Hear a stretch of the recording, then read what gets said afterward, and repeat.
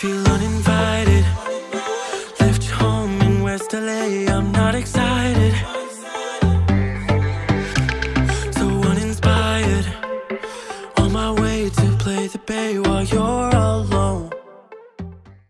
Hai fellas, welcome back to my channel. Thank you banget buat kalian yang udah ngeklik video ini. Dan buat kalian yang baru, selamat datang. Nama aku Lena, aku au pair. Saat ini aku tinggal di Denmark. Aku berbagi informasi kepada teman-teman sekalian mengenai seputar dunia au pair, seputar dunia kehidupan di luar negeri seperti apa, dan juga beberapa tips-tips traveling. Kalau kalian suka dengan ide-ide seperti ini, maka make sure kalian subscribe. Dan juga kalau kalian mungkin punya teman atau kenalan yang membutuhkan informasi seperti ini, bisa kalian share video-video aku supaya kalian juga ikut membantu mereka untuk menemukan informasi yang mereka butuhkan. Nah, di video kali ini aku masih akan bercerita tentang Denmark, tapi kita akan mundur jauh ke belakang, mundur jauh ke zaman-zaman dulu gitu ya, tentang bagaimana sih Denmark ini di kehidupan yang lalu. Well, jika kalian tertarik, nonton terus video ini sampai selesai ya.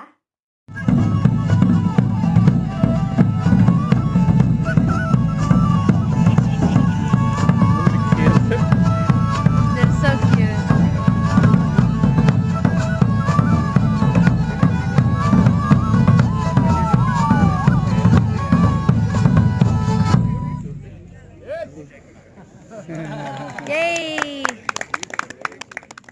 Buat informasi kalian, kalau zaman dulu itu Denmark, Norway, dan Sweden adalah satu daratan yang disebut dengan Skandinavia.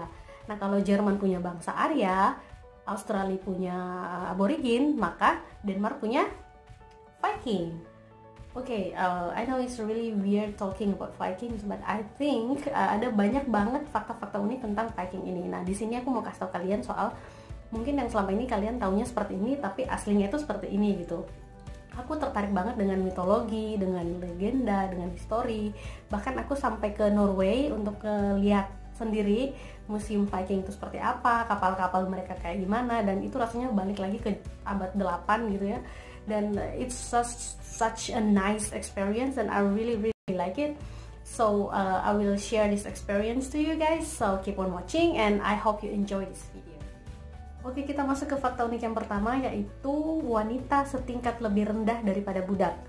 Apa menariknya fakta ini? Well, kalau kalian pengen tahu, jadi hierarki pada saat zaman-zaman bangsa-bangsa Viking itu, mereka punya raja, kemudian mereka punya Jarl, kemudian mereka punya Helsir, kemudian mereka Vikings, baru freeman, baru budak, slave, baru wanita.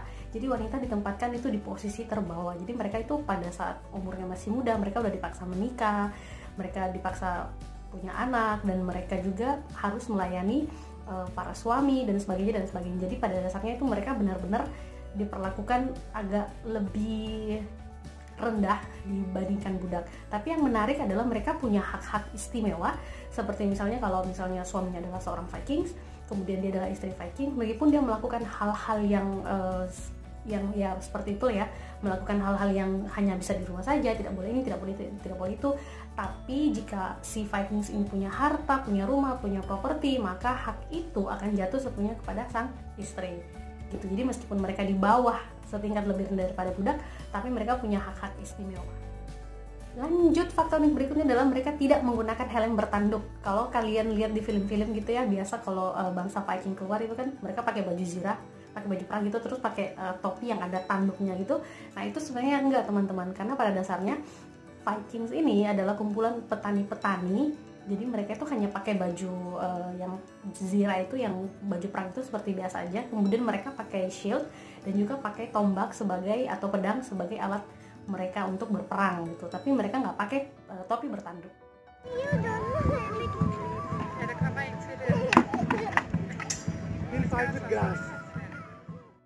Oke, next, mereka bangsa-bangsa Vikings ini adalah penganut pagan atau penyembahan berhala. Mereka menyembah dewa Odin, Thor, dan Loki. Nah, Odin ini adalah dewa bermata satu, tapi bukan Illuminati. Nah, ceritanya Odin ini pernah menggantung dirinya selama 9 hari dalam keadaan terbalik. Kemudian dia mencabut salah satu indranya, yaitu mata, untuk mendapatkan indera yang lain gitu. Jadi dia si Odin ini percaya kalau kamu menghilangkan satu indramu, kamu akan mendapatkan indera yang lain dan mengasah indera-indera yang lain menjadi lebih peka gitu. Jadi dia mencongkel matanya, maka Odin dikenal dengan dewa bermata satu.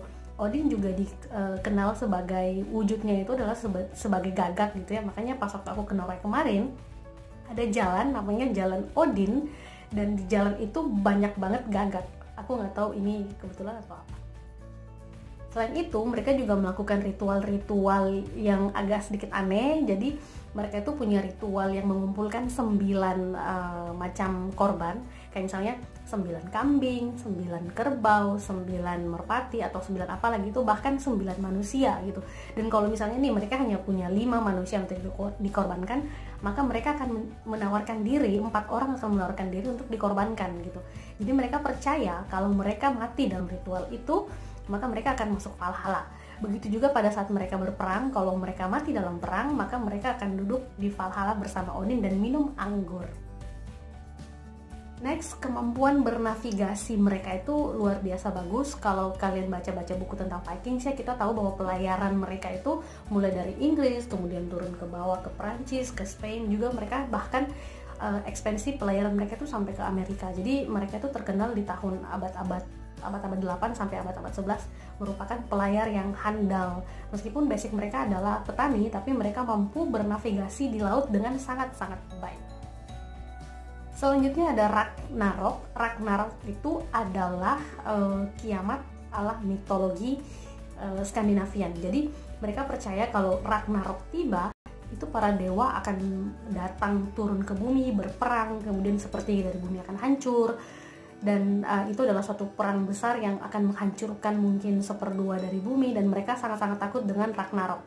Jadi bangsa Vikings itu rela mati di medan perang untuk masuk ke Valhalla. Valhalla itu adalah surga versi mitologi kuno-nya Skandinavian.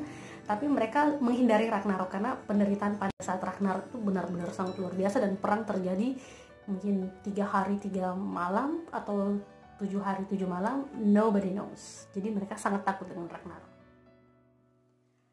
Terakhir, mereka punya eksekusi mati yang tersadis menurut aku, karena mereka punya namanya Blood Eagles, yang artinya itu elang darah. Jadi kalau kalian pernah nonton Midsummer, kan ada tuh satu skin yang dimana, kalau gue spoiler maaf ya. Jadi di skinnya Midsummer itu ada kayak mayat yang tergantung terus punggungnya dibelah. Nah itu adalah metode Blood Eagle. Jadi para musuh itu dihukum kayak, jadi dia harus berlutut, kemudian dari di belakangnya itu dia diiris dengan kapak gitu sampai terbelah belakangnya, kemudian paru-paru dan jantung, ginjal itu semua ditarik keluar, tapi kamu dalam masih keadaan hidup, jadi kamu meninggal perlahan-lahan gitu. Itu kalau buat musuh. Nah, untuk bangsa Vikings yang dihukum dengan cara Blood Eagle itu, kalau pada saat dia dipukul dan dia tidak mengeluarkan suara, jadi kayak misalnya di belakangnya itu diiris pakai kapak gitu ya, tapi dia tidak mengeluarkan suara nih, maka dia akan sampai mati tidak mengeluarkan suara, dia akan masuk ke Valhalla gitu. Jadi itu merupakan suatu penghormatan jika mereka mendapatkan hukuman Blood Eagle, tapi itu benar-benar hukuman yang tersadis menurut gue, karena lu digituin pada saat lu masih hidup.